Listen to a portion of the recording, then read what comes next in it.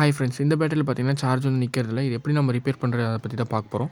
ஆக்சுவலாக பார்த்தீங்கன்னா இந்த பேட்டரி வந்து பார்த்தீங்கன்னா ஸ்பீக்கரில் வந்தது. இந்த பேட்டரி வாங்கினோம்னா ஒரு 300 400 வந்துடும். இதை நம்ம கம்மி காசில் எப்படி ரிப்பேர் பண்ணுறது அதை பற்றி தான் பார்க்க போகிறோம்.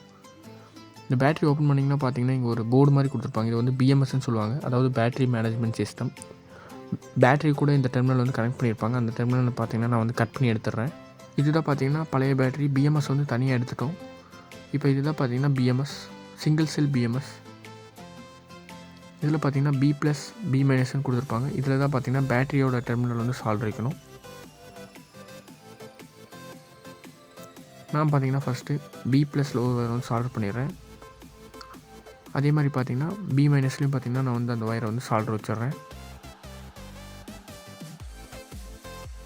இப்போ பார்த்தீங்கன்னா பி ப்ளஸில் ஒரு வயரும் பி மைனஸில் ஒரு வயரும் சால்வ் வச்சாச்சு.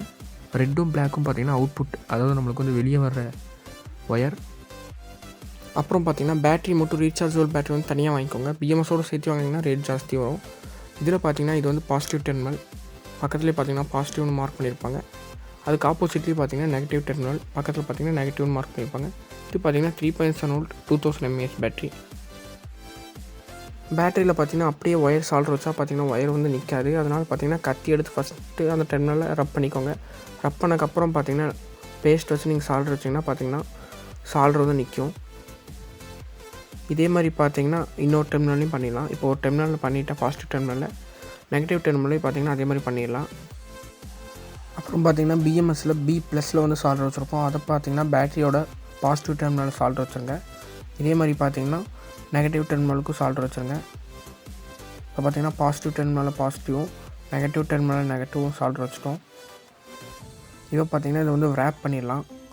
நான் பார்த்தீங்கன்னா ஃபஸ்ட்டு இன்சுலேஷன் டேப் போட்டு ரேப் பண்ணிவிட்டு அதுக்கு மேலே பார்த்தீங்கன்னா ஸ்டிக்கர் இருந்துச்சு, அந்த ஸ்டிக்கரை பார்த்தீங்கன்னா ரேப் பண்ணிட்டேன். இப்போ இந்த டெர்மினலில் வந்து நம்ம வந்து வோல்டேஜ் மெஷர் பண்ணி பார்க்கலாம். நான் பார்த்தீங்கன்னா மல்டிமீட்டரில் 20 வோல்ட் வச்சுட்டு பாசிட்டிவ் டெர்மினல் பாசிட்டிவ்லேயும் நெகட்டிவ் டெர்மினல் நெகட்டிவ்லேயும் வைக்கிறேன். இப்போ பார்த்தீங்கன்னா உங்களுக்கு எவ்வளோ வோல்டேஜ் வருதுன்னு நீங்களே பார்க்கலாம். இப்போ பார்த்தீங்கன்னா நம்மளுக்கு 3.88 வோல்டேஜ் வருது. இந்த மாதிரி பார்த்தீங்கன்னா ரீசார்ஜபிள் பேட்டரி தீர்ந்துருச்சுன்னா நீங்களே பார்த்தீங்கன்னா ஓப்பன் பண்ணி நீங்களே பண்ணிக்கலாம். நீங்கள் இந்த மாதிரி மோல்டடாக வாங்கினீங்கன்னா உங்களுக்கு வந்து ரேட் ஜாஸ்தியாக வரும். அதனால் நீங்களே ஒரு பேட்டரி மட்டும் தனியாக வாங்கி அந்த பழைய பிஎம்எஸ்ஸே வச்சு நீங்கள் வந்து பண்ணிக்கலாம். இந்த வீடியோ பிடிச்சிருந்துச்சுன்னா லைக் பண்ணுங்கள், ஷேர் பண்ணுங்கள், கமெண்ட் பண்ணுங்கள். மறக்காமல் நம்ம சேனலை சப்ஸ்கிரைப் பண்ணுங்கள்.